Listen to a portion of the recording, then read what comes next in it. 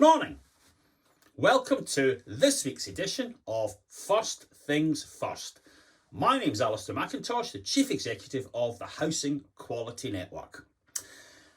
And I decided what I was going to talk about today until I had one of those moments when, just like Edwyn Collins, I had to rip it up and start all over again. What I was going to talk about was the fact that from Oldham to West London, people were being ordered out of new blocks of flats, shattering our faith in factory-built housing. Whilst at the Grenfell inquiry, Stephanie Barwise was tearing to shreds the quality of some of the biggest suppliers to our sector.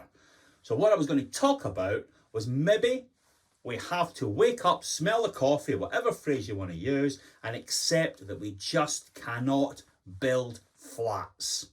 The game is up. And then I went to one of the few remaining shops that are open, and off licence, purely for medicinal purposes and to boost the hard-pressed Scottish economy. When I went there, a young guy behind the counter, who's seen me once or twice in recent weeks, was effervescent. He was over the moon. Why? He had a new baby on the way. Better than that, he was getting a puppy, and even better than that, he was moving into a new flat with his wife. He was over the moon, pleased as punch. And that's when it hits you. We still absolutely do need to build flats, but we need to fix the problem we've got, don't we? I think the roots of it lie in this crazy caveat emptor attitude. Let the buyer beware. They can sort things out. We can wash our hands of responsibility. Bang, wrong. The minute you get the lawyers in to divvy up who pays what for shoddy goods, your business is finished. How do we fix this? Well, for a long time, we thought the car industry was the answer, didn't we? Many years ago, I was working on the East Cambridgeshire stock transfer in the magnificent town or island of Ely. Wonderful place. We managed to rent a tiny little office in a car showroom. In fact, our office was smaller than most of the cars in the blinking showroom. One day, a young guy comes in, buys a car, comes back an hour later.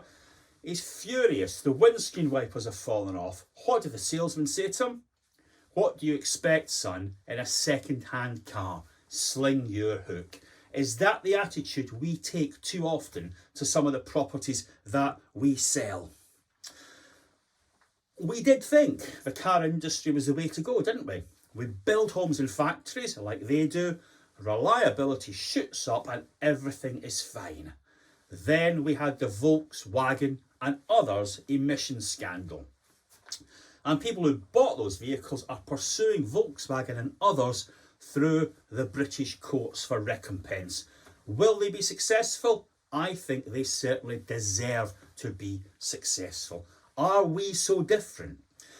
If Stephanie Barwise's analysis is correct, all sorts of trickery has been going on in the building industry. And in fact, you even had the French refusing to participate in the Grenfell inquiry.